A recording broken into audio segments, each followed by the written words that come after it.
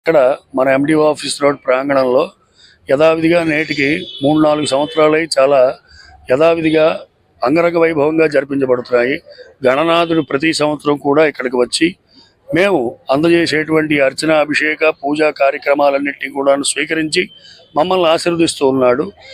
ముఖ్యంగా ఏకాదశ రాత్రములు ప్రత్యేకంగా 11 రాత్రులు ఈ స్వామివారికి యథావిధిగా ప్రతిరోజు కూడా ప్రాతకాల, సాయంకాల పూజా కార్యక్రమాలు నిర్వహించబడుతున్నాయి.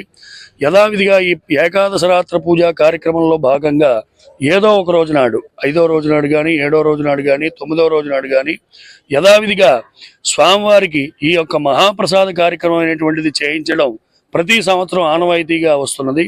యథావిధిగా ముఖ్యంగా చెప్పాలంటే గణనాథుడికి ప్రీతికరమైనటువంటిది ఆ యొక్క నైవేద్యం మాత్రమే.